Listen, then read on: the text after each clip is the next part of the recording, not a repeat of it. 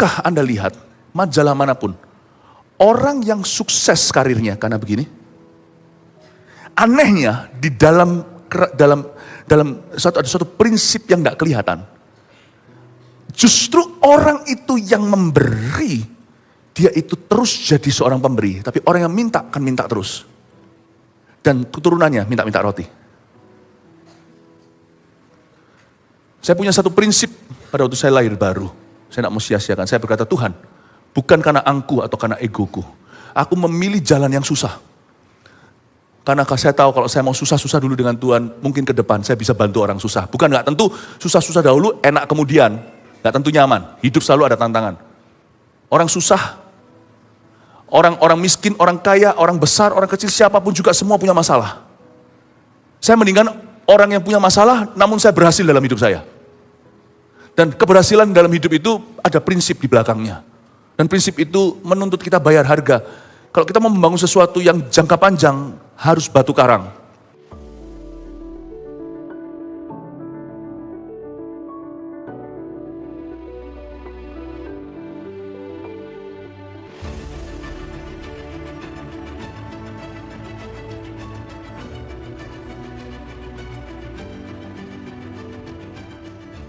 Kami kembalikan semua kemuliaan bagimu dari awal hingga akhir. Tuhan, urapi kami dan biarkan firman-Mu mengalir lewat lidah bibir hamba-Mu, sembunyikan di balik salib Yesus. Yang terpenting adalah jemaat mengerti dan diubahkan.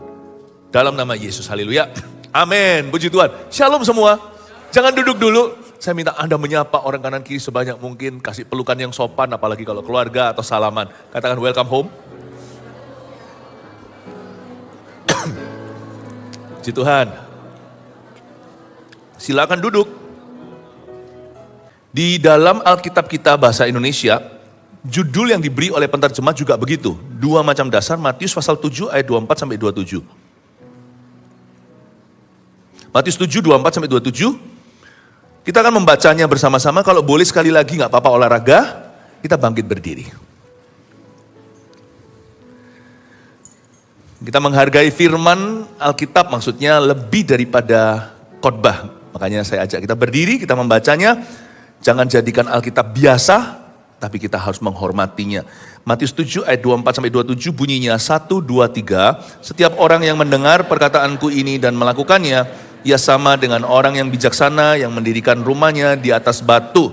Kemudian turunlah hujan dan datanglah banjir, lalu angin melanda rumah itu, tapi rumah itu tidak rubuh sebab didirikan di atas batu. Tetapi setiap orang yang mendengar perkataanku ini dan tidak melakukannya, ia sama dengan orang yang bodoh yang mendirikan rumahnya di atas pasir. Kemudian turunlah hujan dan datanglah banjir, lalu angin melanda rumah itu sehingga rubuhlah rumah itu dan hebatlah kerusakannya. Katakan amin, silakan duduk.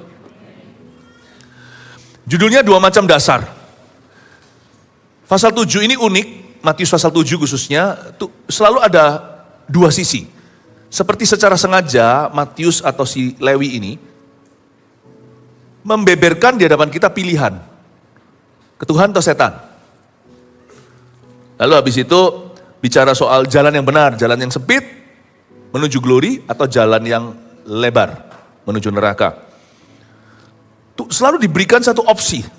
Mungkin dia sendiri dulu yang menulis Injil ini adalah seorang pemungut cukai yang memutuskan untuk ikut Yesus. Dan itu keputusan yang berat. Karena dia tahu bahwa tidak mudah hengkang dari dunia itu. Seperti Sakeus contohnya. Jadi salah satu daripada ilustrasi dan kita harus memilih itu adalah soal membangun rumah dan fondasi apa yang jadi batu yang menjadi pilihan kita. Ya tentunya kita semua mau yang terbaik, tapi gak semua orang mau bayar harga. Orang itu biasanya hanya suka hasil akhirnya, tidak mau mengikuti prosesnya.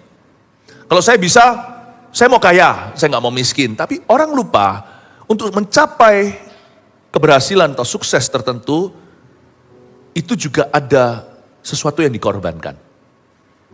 Gak bisa kita minta dua-dua. Aku mau berhasil, aku mau diberkati secara materi, tetapi aku mau malas-malasan sepanjang hari. Sedangkan firman Tuhan berkata, lipat tangan sebentar lagi, tidur sebentar lagi, kemiskinan akan datang menyerbu seperti perampok di siang hari. Tangan rajin membuat kaya, tangan malas membuat orang itu tidak punya apa-apa. Memang berkat Tuhan yang membuat kaya, susah payah tidak menambahinya. Tetapi ada harga yang dibayar. Tentunya kita tidak mau membayar segala macam harga. Demi mengejar kekayaan atau harta. Orang meninggalkan keluarganya, meninggalkan Tuhan, kompromi dengan dosa, menjual imannya, enggak semua harga. Tetapi kita itu di setiap hari diperhadapkan dengan pilihan. Nah pertanyaannya, Anda mau pilihan yang benar atau yang mudah?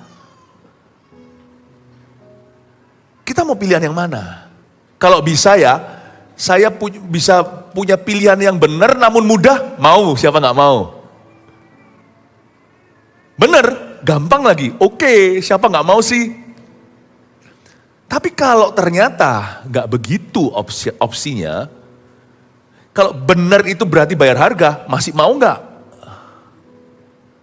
Atau kita tetap tempuh jalan yang lebih mudah? Lakukan apa yang nyaman, yang bisa diterima oleh semua orang, meskipun itu berarti kompromi. Tapi kalau ternyata kebenaran itu lawan arus, masih mau nggak ikut Yesus? Saya kasih latar belakangnya dulu ayat-ayat ini, bahwa di hadapan kita terjadi pilihan. Padahal, waktu kita baca tadi ini, yang membangun di atas dasar pasir kita bodoh-bodohkan. Enggak loh, orang itu enggak bodoh, dia membuat keputusan bodoh. Orang pintar, orang pandai, tapi membuat keputusan yang gampang. Dia mau shortcut, dia mau kalau bisa ada rute yang singkat. Jadi waktu kita baca ini jangan hakimi dulu orang yang membangun di atas dasar pasir. Karena mungkin dia punya prioritas bukan Tuhan. Dan di dalam keputusannya bukan hanya dia tidak melibatkan Tuhan, tapi dia tidak mempertimbangkan hidup yang kekal. Pahala hukuman Allah. Karena itu yang penting pokoknya now, pokoknya sekarang. Gratifikasi atau pokoknya nafsuku terjawab. Dagingku terpuaskan. Jadi saya belum mau bilang, saya tidak mau masuk dulu ke benar atau salah, tapi itu preferensi. Nanti kita baru bilang betul salahnya, tapi masing-masing orang punya preferensi. Preferensi itu apa? Aku condong milih ini. Kenapa? Karena alasannya masuk akal. Karena lebih mudah. Lebih gampang. Anak kecil misalnya, aku ikut nyontek. Kenapa? Lebih bisa diterima oleh teman. Kenapa? Aku nggak mau melayani. Kenapa? Ya sudahlah, aku nggak usah nambah masalah. Sedangkan kita tahu dalam hidup ini ada masalah yang baik, ada masalah yang buruk. Olahraga itu masalah loh. Saya kalau nge-gym biasanya ya, bukan karena saya mau gagah. Tapi saya ini tulang belakang saya itu agak nggak lurus karena saya ini tinggi. Mungkin dulu sering diejek teman, oh si jangkung, jadi saya agak sedikit begini, lalu habis itu agak bungkuk. Sekarang kalau saya nggak olahraga, nanti gampang sekali sakit tulang belakangnya. Tapi aneh, sekalipun setiap kali saya nge-gym itu saya disiksa oleh personal trainernya. Tapi saya kembali lagi tuh. Karena saya tahu itu baik untuk saya, yang saya kejar adalah kesehatan. Saya harus sehat untuk keluarga saya. Saya harus kuat untuk jemaat. Saya harus traveling lagi kemana-mana, duduk kadang-kadang, berdiri banyak. Saya berdiri begini terus banyak.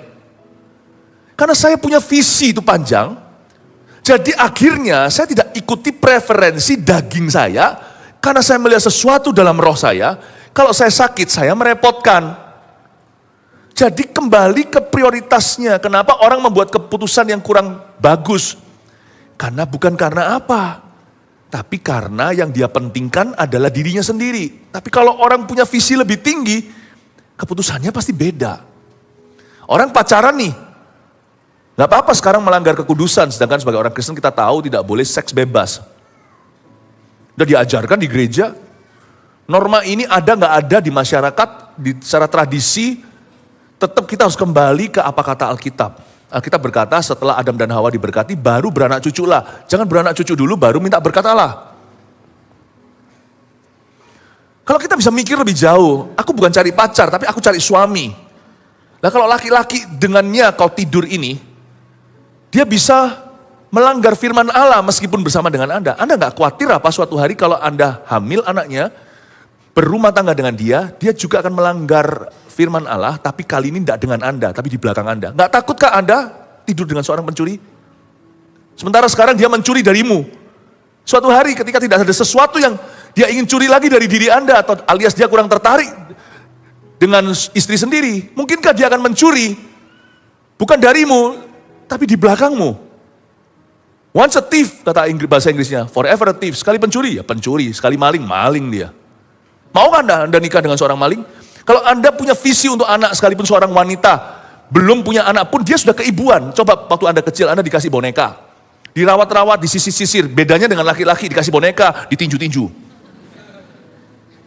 Anda harus bayangkan suatu hari, akan muncul seorang manusia dari dalam perutmu.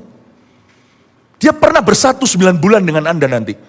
Waktu dia keluar itu Anda akan cinta dia setengah mati, Anda akan cinta dia dengan nyawa, bahkan kadang-kadang pun, kalau bukan karena firman Tuhan yang mengingatkan bahwa suami istri adalah satu, kadang-kadang seorang ibu karena naluri mama, dia akan merasa lebih cinta anaknya daripada suaminya. Nah nanti itu, coba bayangkan seorang manusia yang belum ada di hidupmu, hai perempuan. Mau nggak nanti itu, papanya dia si maling itu? Kira-kira mau ngajar apa itu nanti? Anakmu mau diajarin apa nanti? Diajarin mencuri? Gimana kita punya hak nanti berkata jangan berzina? Kalau anak Anda perempuan gimana? Kalau Anda laki-laki gimana? Hamili anak orang lain. Kira-kira mau nggak sang ayah itu nanti adalah si maling? Kalau Anda punya visi, beda preferensi Anda. Anda pun akan, karena Anda mau membangun bukan tenda atau kemah, Anda mau bangun rumah. Rumah itu dibangun di atas dasar batu. Kalau di atas dasar pasir, itu tenda saja bisa, nggak apa-apa, namanya camping. Tergantung Anda melihatnya sejauh apa. Anda hanya mau camping dengan Tuhan atau Anda mau bangun rumah dengan Tuhan. Segala keputusanmu, mikir jauh. Sejauh apa? Kita ini orang percaya, sejauh hidup kekal. Karena hidup di dunia ini sebentar. Kalau kita beruntung bisa hidup sampai 80, ada orang sampai lewat 90, bahkan ada 100.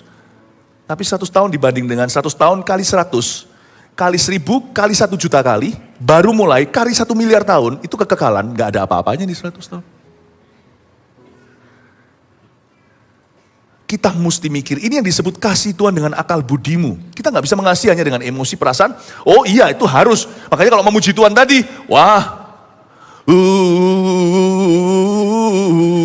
wah, kita bisa pakai jempolnya semuanya, jangan jaga image. Waktunya kita mengasihi Tuhan dengan emosi, dengan hati, lakukan dengan segenap kekuatan.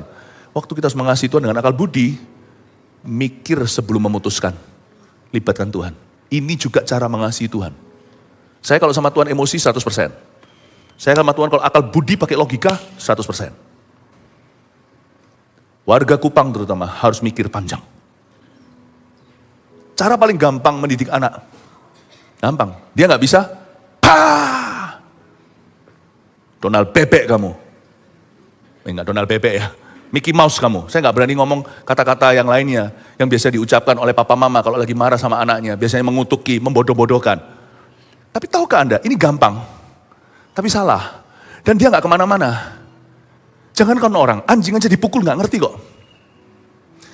Ini tidak mendidik. Dia hanya mencipta trauma. Dan dia akan membangkit, dan dia akan membuat anak itu jadi minder, tidak percaya diri, dan tidak berani bersuara. Itu mengerdilkan IQ intelektualnya. Dan juga dia memangkas manusia emosinya. Sehingga tertelan ke dalam. Cara gampang adalah marah. Cara susah adalah menaruh dalam kata-kata. Dan minta Tuhan beri kita satu karunia. Karunia berkata-kata dengan hikmat. Oh, orang tua sangat perlu itu. Menjelaskan, makanya namanya edukasi. Bahkan dalam menghajar pun ada kata ajar di dalamnya. Jangan main hajar kalau nggak berani ngajar. Cara gampang itu,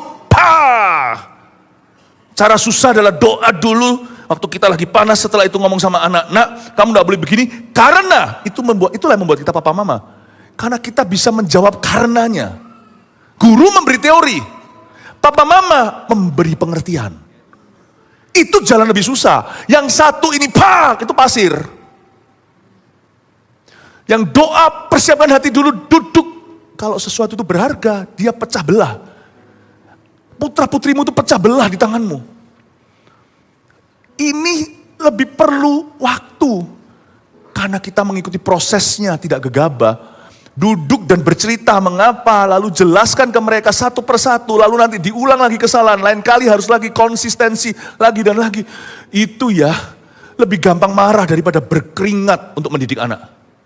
Tapi kalau anakmu berharga, kau akan bela-belain dia. Kau akan belanin untuk bayar harga itu, demi masa depannya. Dan supaya Anda tidak menyesal sebagai orang tuanya. Amin Bapak Ibu Saudara. Jadi ternyata mau dibangun di atas dasar batu kayak pasir kayak tergantung orang itu maunya apa. Kita mesti mikir. Ada masalah. Paling gampang apa? Lampiaskan masalah itu. Gak tentu marah. Langsung aja orang bilang rokok memberikan penenang. Menjadi orang setelah rokok dia lebih tenang, lebih percaya diri atau alkohol misalnya apalagi. Betulkah itu jalan keluar? Atau itu hanyalah, bukan jalan keluar tetapi hanyalah pengalihan isu. Setelah Anda teler, setelah orang teler besok paginya bangun tidur, masalahnya belum pergi, dia tetap harus hadapi, dia hanya menunda. Itu pasir. Tapi menghadapinya dengan Tuhan. Di dalam Tuhan, pakai cara Tuhan. Itu butuh kedewasaan. Itu butuh orang berdoa seperti Yesus berpeluh darah. Gak selalu susah sih ikut Yesus terus terang. Ada banyak kali mudahnya. Banyak mudahnya. Tetapi kalau kita berani membawa masalah kita ke Tuhan untuk menghadapinya. Bukan untuk menyapunya di bawah ranjang. Atau untuk melampiaskan. Atau pengalihan isu masalah. Kenapa kita bisa berkata masalah itu biasa. Ada masa kadaluarsanya. Karena kita masuk hadirat Allah, kita jadi melihat Allah lebih besar dari masalah kita. Dan untuk masuk ke hadirat Allah itu, kita kerap kali harus menyeret kedagingan kita. Karena daging kita itu memberontak. Roh penurut, daging gak mau. It's easier to run away, lebih mudah untuk lari dari masalah. Daripada lari ke dalam Tuhan, kepada Tuhan dengan masalah kita. Satu pasir, satu batu karang yang teguh. You pilih. Karena pasir itu nanti akan roboh lagi apapun yang kau bangun di atasnya. Besok Anda akan kembali ke alkohol itu menjadi candu. Dan itu pun tidak selesaikan masalahmu. Dan biasanya mata merah suka tinju. Setelah itu masuk semua roh yang lain yang tidak ada di sana awal mulanya. Hanya karena alkohol itu membuka jalan. Muncullah KDART, kekerasan di dalam rumah tangga. Orang kalau mata merah udah gak tahu ngelantur ngomongnya. Dia ngomong sesuatu, memutuskan sesuatu yang dia sesali kemudian hari. Dan masih ada konsekuensi tahunan kemudian. Dan sekali pukul keluarganya kekerasan dalam rumah tangga. Dia gak merasa dia mukul mereka. Alkohol yang melakukannya. Lalu belum lagi, satu pak rokok itu berapa duit? Zaman sekarang orang harus hemat. Saya berani keluar uang kalau itu berguna. Karena itu berarti investasi untuk kesehatan saya, untuk apa? Ini semuanya bukan hanya membuat sesuatu bertambah, tapi mengurangi kesehatan Anda. Belum lagi nanti kemudian hari segala macam penyakit yang datang. Berapa itu uang? Satu pak itu rokok. Bayangin ya, kita perlu bayar harga mahal untuk kesia-siaan. Ngapain beli? Ngapain beli kesia-siaan? Ingat kata-kata Tuhan di perjanjian lama. Yesaya berkata, kenapa kau belanjakan untuk sesuatu yang bukan roti? Kenapa kau belanjakan sesuatu yang bukan air yang tidak bisa melepas dahaga? Kenapa kau beli dengan harga mahal? Kenapa kau jual barang-barangmu, asetmu? Demi apa? Demi untuk sesuatu yang tidak menambah sehasta. Demi sesuatu yang justru mengurangi nyawamu. Why? Kenapa kau beli sesuatu yang gak berguna di hidupmu? Sedangkan perkara yang berguna masih banyak yang free kok dari Tuhan. Dan kalau memang kita perlu bayar sesuatu, itu sepatutnya karena kita investasi untuk masa depan kita. Why? Kenapa merokok? Untuk membantu ekonomi, di mananya? Bukannya justru harus beli. Anak-anak muda mikir dulu. Cara gampang, lampiaskan hawa nafsu, masturbasi, dan sebagainya. Begini, suatu hari toh, Anda tidak akan berhenti di sana, harus ada orangnya. Anda memupuk sesuatu untuk meruntuhkan sesuatu sebelum Tuhan membangun apa-apa. Suatu hari toh, harus ada orangnya kan? Nggak mungkin. Nggak mungkin ada orang yang latihan-latihan, misalnya orang tuh setiap hari training terus sepak bola, lalu dia nggak kepingin main sama orang sepak bola. Pasti dia mau tunjukkan gaya-gaya barunya. Ronaldo, Messi, Mbappe. Siapa satu lagi tuh yang menang tuh? Haaland. Bukan, itu loh yang menang itu loh Spanyol itu siapa? Lamar. Ya, pastilah nggak mungkin ada orang saya puas hanya main sendiri, saya belajar semua teori. Cepat lambat, pacaranmu pasti kebobolan. Anda pasti jadi praktisi. Pernikahanmu nggak jadi, celaka kalau jadi, karena itu bukan holy matrimony. Luar biasa ya, setan itu menipu pikiran kita. Kalau kita bangun di atas pasir itu, kerobohannya besar lain kali. Jadi ada rumah orang yang belum dibangun sudah dirobohkan setan. Hati-hati apa yang kau tabur, sebab akan kau tuai. Mikir Bapak Ibu. Mikir. Cara tergampang untuk membantu ekonomi secara mendadak adalah minta.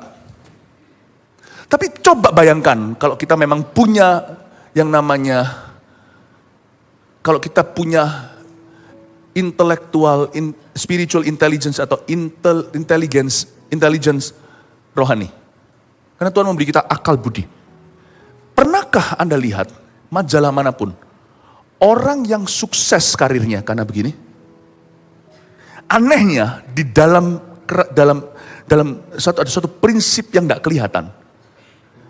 Justru orang itu yang memberi, dia itu terus jadi seorang pemberi. Tapi orang yang minta akan minta terus. Dan keturunannya minta-minta roti. Saya punya satu prinsip pada waktu saya lahir baru. Saya tidak mau sia-siakan. Saya berkata, Tuhan, bukan karena angku atau karena egoku. Aku memilih jalan yang susah. Karena saya tahu kalau saya mau susah-susah dulu dengan Tuhan, mungkin ke depan saya bisa bantu orang susah. Bukan nggak tentu susah-susah dahulu, enak kemudian. Nggak tentu nyaman. Hidup selalu ada tantangan. Orang susah, orang miskin, orang kaya, orang besar, orang kecil, siapapun juga semua punya masalah. Saya mendingan orang yang punya masalah, namun saya berhasil dalam hidup saya. Dan keberhasilan dalam hidup itu ada prinsip di belakangnya. Dan prinsip itu menuntut kita bayar harga. Kalau kita mau membangun sesuatu yang jangka panjang, harus batu karang. Saya membuat satu keputusan. Saya berkata, aku tidak akan pernah merengek. Aku mau lapar pun saya tidak akan berlutut di depan orang berkata, minta. Saya tidak akan. Saya berkata, Tuhan, oleh karena itu saya doa Yabes. Kiranya engkau menyertai aku. Dan membuatku berlimpah-limpah. Doa gitu bahaya. Karena setelah kau doa gitu, Tuhan akan minta semua talentamu. Kiranya tanganmu menyertai aku. Perlebar teritoriku. Itu bukan angku. Tapi sebuah tekad. Aku menaruh diriku di sisi pemberi. Bukan peminta. Dan setiap kali saya mendapatkan mata pelajaran. Kalau saya masih kuliah, atau saya bertobat, atau apa. Saya selalu berpikir, ini adalah anak tangganya. Mau kerja apapun gak apa-apa, saya punya satu hal, saya gak perlu punya satu posisi. Saya harus punya integritas, ini sesuatu yang mahal di dunia ini, karena orang pintar banyak tapi nipu. Orang pintar banyak yang korupsi. Saya harus jadi orang yang jujur. Tapi orang berkata, jujur itu dibohongin orang terus. Siapa bilang? Jujur dalam Tuhan itu cerdik seperti ular. Saya pegang, saya tahu produk saya. Mungkin saya bukan orang pintar.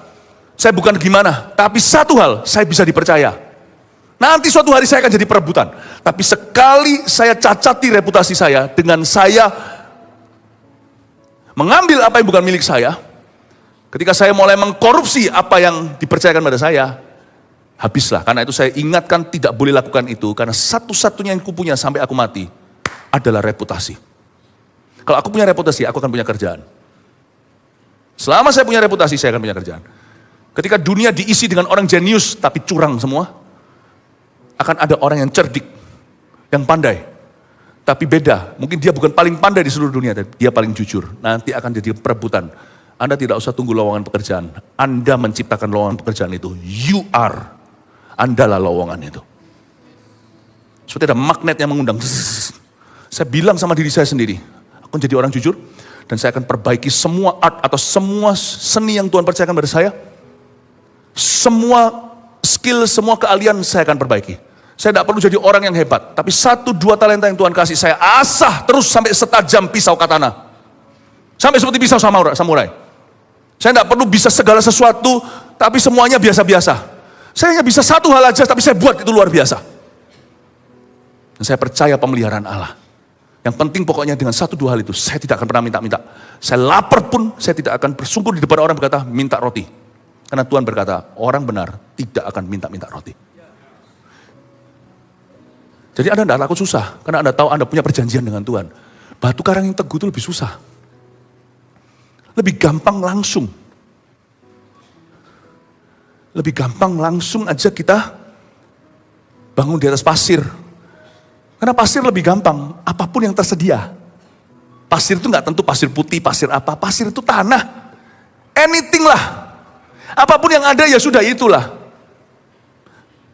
Kita lebih terbawa dengan manusia lahiriah kita. Lapar ya minta makan. Nggak ada uang ya minta uang pinjaman. Begini-begini pokoknya apapun juga yang di sana ya sudah itulah kau. Kaulah itu. No.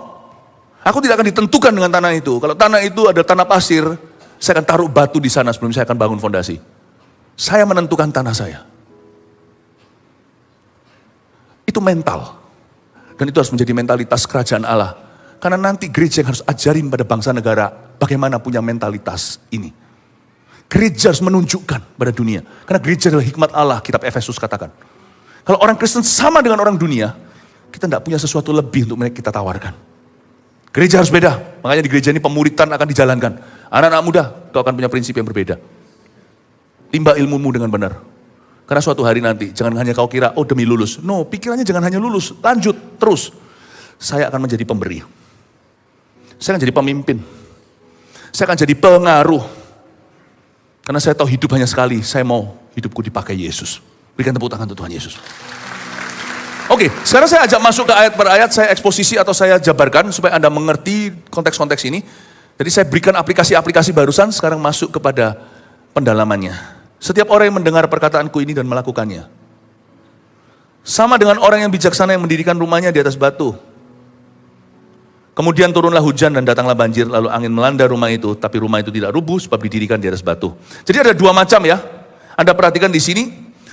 Yesus berkata, setiap orang yang mendengar perkataanku ayat 2 dan melakukannya, ia sama dengan orang bijaksana yang mendirikan rumahnya di atas batu. Jadi ada 2 macam orang dan mereka sama-sama bangun rumah. Bisa jadi desain rumahnya sama. Rumahnya dari kayu, yang itu juga dari kayu. Mereka dapat materi yang plek sama, identik. Ya, yang kembar. Kalau sini bangun pakai tekel biasa, dia pakai tekel. Kalau pakai marmer, pakai marmer. Sudah ada speknya, sudah ada standarnya. Saya nggak tahu rumahnya itu rumah biasa atau rumah mewah, nggak masalah. Itu semua talenta. Tuhan memberi kita talenta yang berbeda. Prinsip itu pilihanmu. Talenta itu pilihan Tuhan. Talenta itu rumahnya. Prinsip itu keputusan hatimu, keputusan hidupmu, preferensimu. Prinsip kita kalau mau bangun rumah yang solid harus dilandaskan perkataan Tuhan. Setiap orang yang mendengar perkataanku. Tapi mendengar firman saja nggak cukup karena banyak orang Kristen sampai titik hanya berteori. Kita harus melakukannya, kita harus bisa mengolah setiap khotbah yang kita terima atau waktu kita baca Alkitab. Jikalau kita baca, kalau kita nggak baca ya lain cerita. Nggak ada kayunya, Tuhan kirim api juga percuma.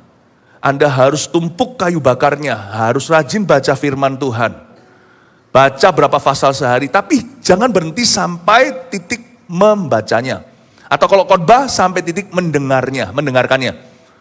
Belajar untuk merenungkan siang dan malam itu bukan berarti kita pengangguran atau kita nggak kerja. Siang malam itu bukan berarti kita selalu bengong, lalu pikiran kita di awan-awan. Bukan, tetapi firman yang kau baca tadi pagi atau yang hari ini dikhotbahkan hari Minggu, jangan menguap begitu saja.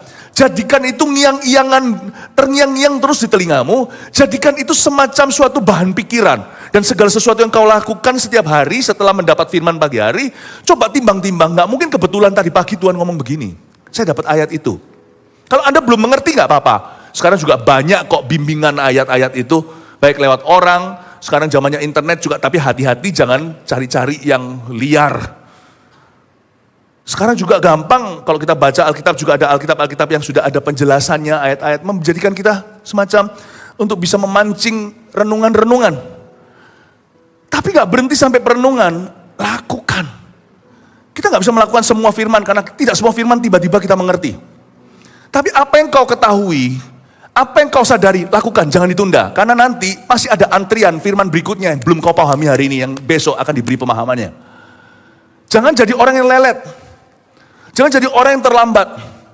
Kalau Tuhan ngomong sesuatu, lakukan segera, no negosiasi. Kalau sama orang kita uji, sama Tuhan gak usah diuji lagi. Tuhan udah teruji, firmannya teruji. Kalau Tuhan ngomong begitu, langsung. Tuhan bilang kekudusan, jangan tawar. Tuhan bilang jangan ngomel, jangan ngomel. Tuhan bilang suruh bersyukur, bersyukur. Tuhan bilang suruh percaya, percaya. Tuhan bilang suruh serahkan semua masalah kita, serahkan. Melakukannya. Jadi kalau kita mau membangun rumah dengan fondasi yang tepat, membangun rumah yang solid tidak akan roboh kemudian hari, kita harus membangunnya di atas dasar firman yang dilakukan. Karena waktu kita melakukan firman itu baru berkuasa di hidup kita. Tidak kau lakukan pun firman itu sudah berkuasa di alam semesta, tapi kau dan aku tidak ada di dalam penggenapannya. Firman itu tidak perlu kita lakukan baru menjadi kuasa atau baru menjadi firman Tuhan. Dia sudah menjadi firman Tuhan, segala sesuatu dijadikan oleh firman. Tetapi sebelum kita melaksanakannya atau mentaatinya, kita tidak masuk di dalam ceritanya. Kita tidak masuk di dalam rencananya. Firman tidak butuh kita yang butuh firman. Tapi waktu kita melakukannya atau kita mentaatinya, disitulah kita mulai melihat tanda-tanda kestabilan terjadi di hidup kita. Hidup kita dulu yang oleng dan goncang mulai tidak goyang. Hidup kita yang dulu tidak menentu, tidak tahu arah tujuan, mulai kelihatan apa yang menjadi visi kehidupan kita. Hidup kita dulu yang liar, tidak punya prinsip, tergantung siapa yang jemput kita, tergantung arah angin dunia, kita tergantung juga arus membawa kita. Sekarang hidup kita punya prinsip, punya pegangan. Kita belajar untuk berkata no, tidak kepada perkara-perkara yang kita tahu itu salah dan mendukakan hati Allah. Sewaktu kita melakukannya, hidup kita mulai terasa stabil. Tidak tentu langsung ada berkat-berkat kelihatan. Tapi berkat itu sendiri adalah perubahan hidup. Dan kalau kita melihat tanda-tanda itu di hidup kita, berarti Allah sedang membangun sesuatu yang tidak akan roboh kemudian hari.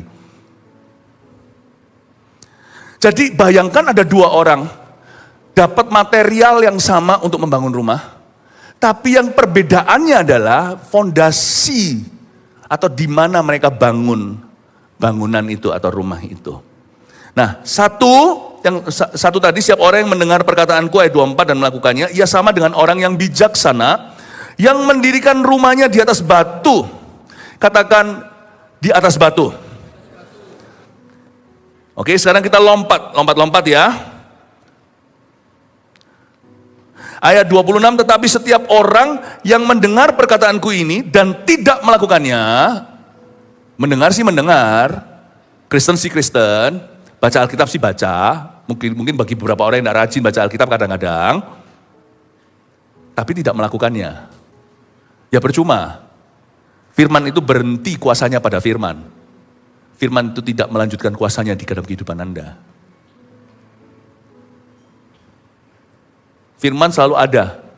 Mau kita hidup mati, firman Tuhan tak berubah. Satu iota pun tidak akan jatuh ke tanah, tidak digenapi.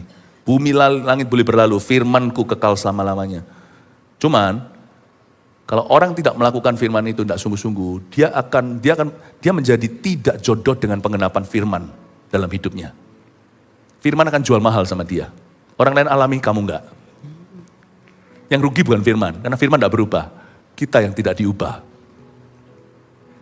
Sama dengan orang yang bodoh yang mendirikan rumahnya di atas pasir. Katakan di atas pasir. Oke, katakan satu, di atas batu. Dua, di atas pasir. Oke, saya jelaskan. Di atas batu dan di atas pasir. Coba bayangkan batu. Untuk membangun di atas batu, itu lebih berat. Heavy kan, batu. Nggak mungkin batu-batu kecil kan buat fondasi, tapi batu besar. Kalau terpaksa kita membuat keputusan yang berat, kalau kita tahu itu benar, ambillah yang berat kalau itu benar. Jangan cari yang enteng. Kalau bisa, benar dan enteng, enak, kadang ada loh yang gitu, sungguhan. Ya. Itu kadang-kadang ya Tuhan tuh buat semuanya serba mudah, orang yang rumit biasanya mempersulit dirinya. Wah sulit gitu loh pikirannya, padahal sebenarnya semudah itu loh di depan, jalan di depan itu kelihatan. Nggak semuanya hidup ini susah kok. Beneran ikut Tuhan itu susahnya ada, enaknya ada.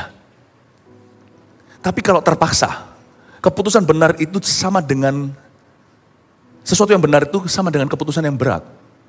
Lakukan. Mana lebih enteng? Balas kejahatan dengan kejahatan atau mengampuni musuhmu? Berat hati rasanya mengampuni, apalagi kalau orang itu gak berubah-berubah. Tapi kalau di dalam benak kita tahu, segenap hati kita sadari bahwa ini firman Allah, ini perintah Tuhan. Dan kalau kita tahu ini adalah keputusan yang benar, keputusan yang betul namun tak nyaman. Merem ambil keputusan yang berat.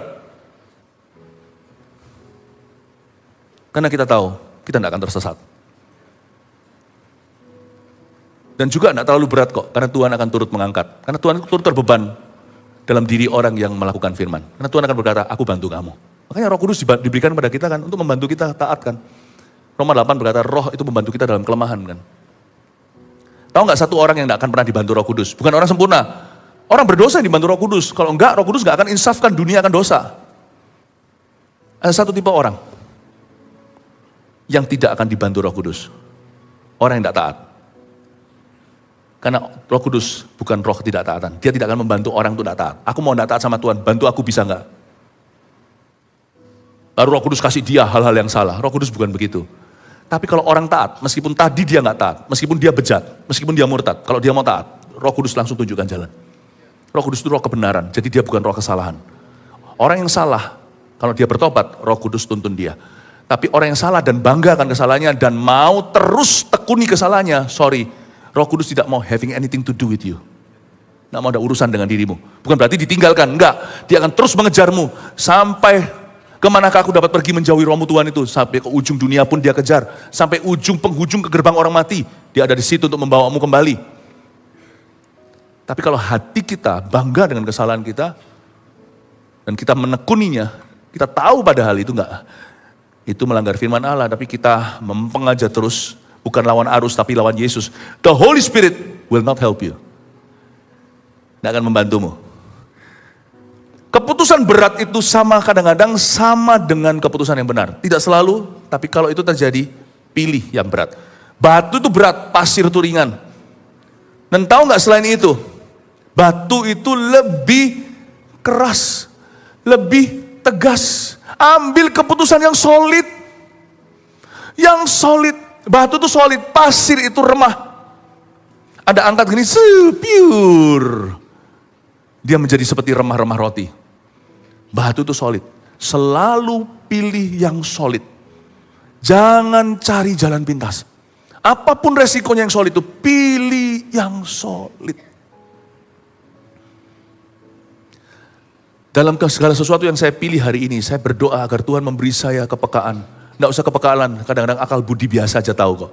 Mana yang solid dan mana yang nggak solid. Pilih, sekalipun mungkin keputusan itu membutuhkan ketegasan, batu itu kan keras. Kita nggak bisa berkata gini loh, aku pilih jalan yang pelan-pelan. Aku mau lepaskan kebiasaan buruk ini, ya nanti ya pelan-pelan kasih waktu. Nggak ada kasih waktu. Buang itu. Saya dulu hampir sekali direnggut nyawanya karena alkohol. Setan itu bisa bekerja lewat cara yang cara yang kita tidak prediksi karena kita lengah. Zaman saya belum bertobat, hampir bertobat itu saya sempat kesel hatinya, galau. Ya, saya bukan peminum gimana, tapi saya bisa minum dan tidak mudah mabuk. Saya minum itu tidak mudah, mukanya merah. Lalu habis itu saya lagi di zaman-zaman benar-benar nggak warasnya, bukan orang benar. Saya lagi marah entah apa, tiba-tiba saya dengar seperti ada suara. Setan lewat, sekarang saya tahu itu suara setan. Karena tiba-tiba ada ide dan ide-ide yang sangat buruk.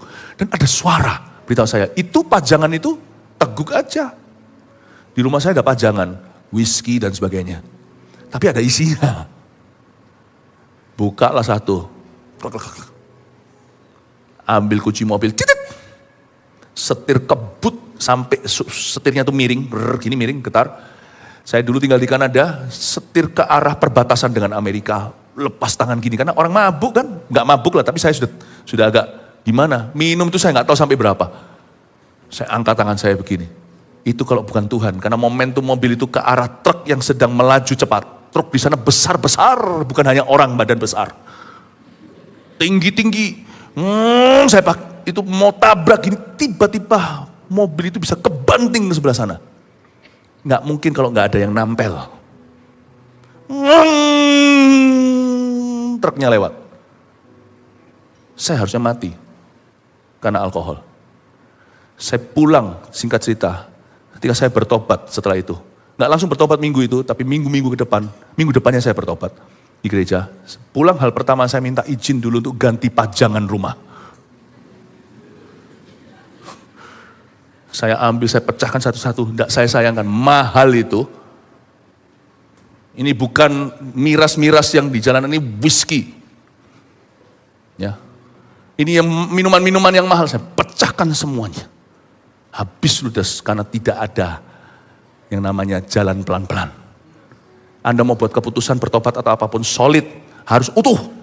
Utuh itu 100%. Harus radikal, bukan ekstrim, harus radikal. Saya pecahkan semuanya.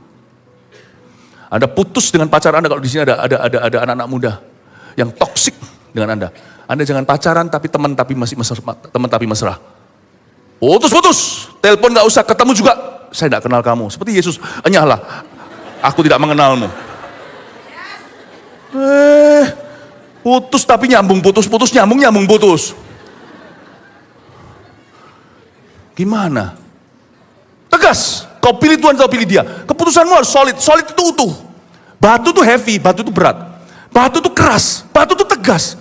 Nggak ada batu itu kalau jatuh, batu penjuru itu, dia menjadi batu sontokan atau batu sandungan. Kalau kita nggak sungguhan dengan Tuhan. Anda harus milih, Anda mau jadikan Yesus batu sandungan, atau Anda jadikan dia batu penjuru. Batu itu, kalau dijatuhkan atas botol whisky kayak begini, piang, pecah. Segala sesuatu yang bukan kehendak Allah, timpali dengan batu itu. Selesai. Jangan, saya tidak ajarkan Anda ambil dan rajam orangnya. Maksudnya dosa. Cungkilah, penggalah. Keputusan solid untuk hidup kudus, untuk hidup benar. Dan Anda tahu apa yang bagus untuk Anda, apa yang tidak. Jangan main-main dengan dosa. Jangan kompromi dengan dosa kecil. Jangan suka main petak umpet sama tuyul. Setan-setan kecil di hidupmu tuh, tangkap itu, rubah-rubah kecil itu. Dia paling gak kuat dengan batu besar. Kalau Anda punya visi besar atas hidupmu, itu semuanya harus kau singkirkan. Amin? Selain itu, untuk membangun dari batu itu longer. Karena dia perlu dipahat semuanya, dia perlu di gimana-gimana. Anda tahu ya, membangun rumah itu sampai satu titik itu cepat. Tapi yang lama itu fondasi, bangun building, bangun mall, bangun hotel, bangun apa, itu semua di bawah itu. Itu perlu waktu. Paku bumi. Makanya kalau siang-siang kita dengar bunyi, bum, bum, dekat proyek, bum, bum, itu bum, bum, bum, bum, itu bisa bulanan. Kalau nggak benar tuh fondasi, keluarin airnya dulu, itu bisa 9 bulan sendiri. Perlu diratakan dulu, tanahnya dibuat solid, pergerakan air di bawahnya dan sebagainya. Tanya aja pada orang-orang kontraktor yang lebih ngerti.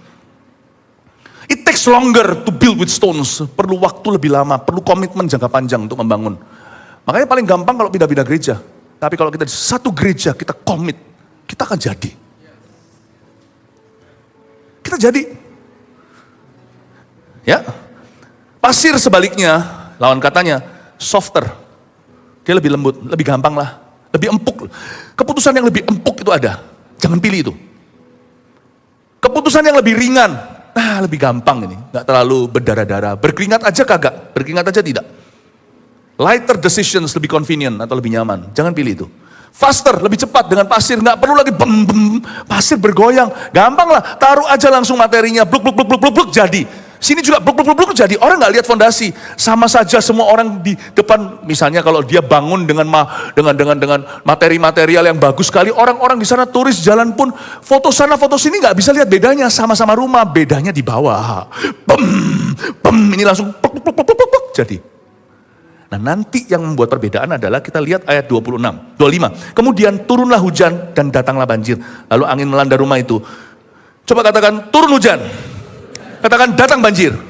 Ada dua hal yang akan mengekspos fondasi hidup seseorang. Orang tidak akan lihat keputusan di baliknya. Orang akan lihat hasil akhirnya. Ya. Karena itu jangan iri yang membangun di atas pasir, jangan iri dengan orang yang paku bumi. Beda soalnya. Manusia hanya bisa melihat hasil jadinya, finish produknya. Tapi Tuhan yang dilibatkan atau tidak tahu proses hidup seseorang. Kita harus tahu ada dua hal dalam hidup ini yang cepat lambat akan mengekspos keputusan hidupmu. Satu, turun hujan, katakan turun hujan. Turun hujan ini sesuatu yang tidak ada tangan manusia. Turun hujan, apalagi zaman itu tidak ada teknologi seperti hari ini. Turun hujan itu bicara tentang sesuatu yang turun dari sorga.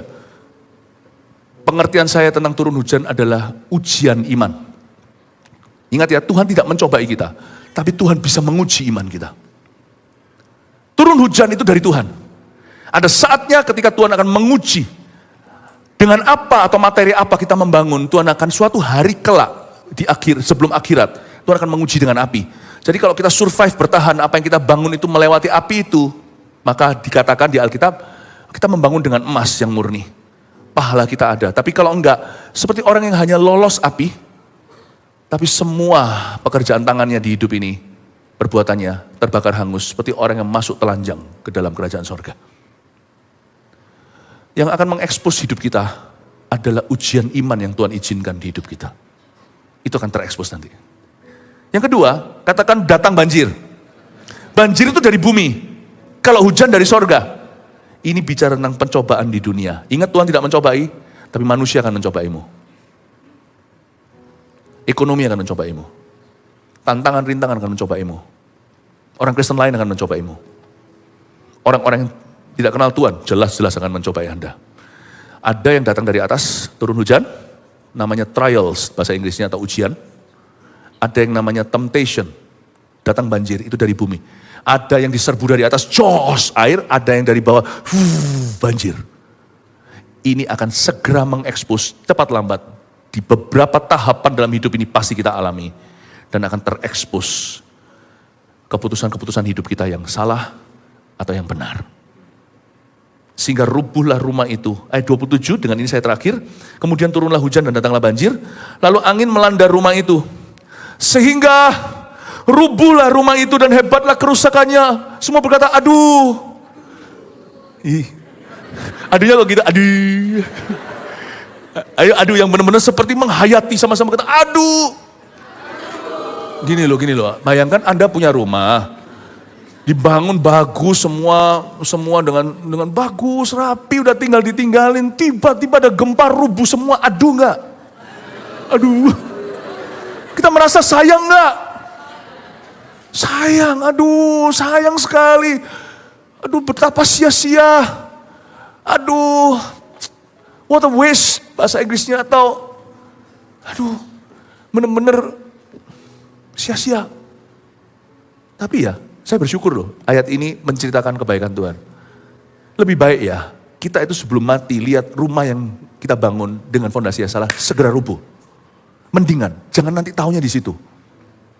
Makanya ada beberapa orang yang tiba-tiba disingkirkan Tuhan dalam hidupmu, karena hubungan itu memang tidak pernah ada dari awal. Rubuhlah sekarang, monggo silakan. Rubuhkan sekarang. Pernikahan jangan ya. Hubungan-hubungan perjanjian Tuhan, jangan. Tetapi ada hal tertentu yang kau kira itu real, tapi ternyata itu tiada. Ternyata itu semu. Saya berdoa pada Tuhan. Aku ini anakmu bukan? Aku bukan anak gampang. Tuhan, aku ini seperti bejana siap dibentuk. Apapun yang aku bangun, kalau ada mencongnya sedikit, atau bukan aku bangun. Kalau aku bangun dengan seseorang, ternyata orang itu bukan orang. Bukan orang yang saya kira. Bukan orang yang seperti saya kira. Meskipun juga bukan monyet. Orang, tapi tidak seperti yang ku kira selama ini. Tuhan mendingan Tuhan, tolong diekspos hari ini. Sebelum nanti waktuku merugi. talentaku merugi, kekekalan merugi. Expose hari ini, apa yang perlu rubuh tahun ini, rubuhkan. Rubuhkan, kirim angin, Roh Kudus tembus. So saya tidak mau suatu hari sebelah sana Tuhan berkata, yang ini sia-sia, saya tidak mau. Saya mau mendengar suara Tuhan berkata, well done. Baik sekali perbuatanmu. Saya tidak mau apa yang saya kerjakan mentah. Itu kalau di dalam ilmu telur-teloran, pagi hari kita makan, atau daging. Itu bahasa Inggrisnya, well done itu berarti matang. Kalau mau setengah matang namanya medium rare. Hampir matang namanya medium well. Kalau sama Tuhan itu harus well done. Saya kepingin nanti di sana Tuhan berkata, ini well done, well done, well done, well done, well done, well done, well done. Saya tidak mau di sana ternyata berkata, ini semu, ini nggak ada, ini abal-abal. Aduh Tuhan, tahu gitu, aku sudah habiskan waktuku 25 tahun untuk tekuni ini. Ternyata ujungnya, ya ampun Tuhan berkata, apa ini? Karton dan kertas dan plastik di hadapanku. Oh, rubuhkan today. Jangan pernah minta Tuhan hanya bangun. Orang yang minta Tuhan bangun harus berani minta Tuhan rubuhkan. Karena ada waktu untuk membangun, ada waktu untuk meruntuhkan. Pengkhotbah katakan. Oh, ada yang mau tepuk tangan tadi? Tepuk tangan untuk firman Tuhan. Ini saya sebut dengan negative news dari Yesus. Saya lebih suka negative news dari Yesus daripada positif terus dari orang yang hanya suka membujuk-bujukmu. Hanya jilatan musuh. Saya mendingan ditampar teman. Teman itu adalah Tuhan. Dan rubuhkan. Baik itu orang, relationship. Baik itu apapun yang nampaknya seperti relationship, seperti hubungan, tapi itu bukan. Mendingan aku mau putus. Misalnya kalau ini tadi, saya rasa kalau ada yang, ini bener, anak-anak muda ada yang pacarannya gak bener. Putuskan sekarang aja. Jadikan ibadah ini ibadah pemutusanmu. Bukan pengutusan, pemutusanmu.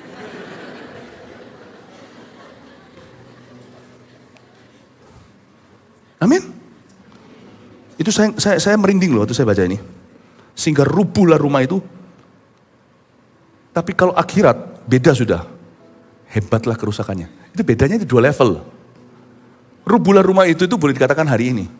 Tapi kalau kau izinkan hidup dalam dusta, sepanjang hidupmu, akhir hayatmu, terakhir ujungnya adalah hebatlah kerusakannya. Hidupmu adalah sebuah kerusakan hebat.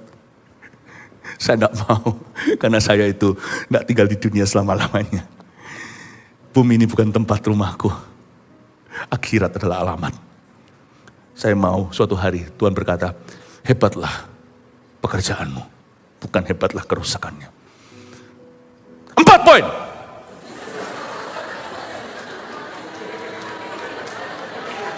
Aduh.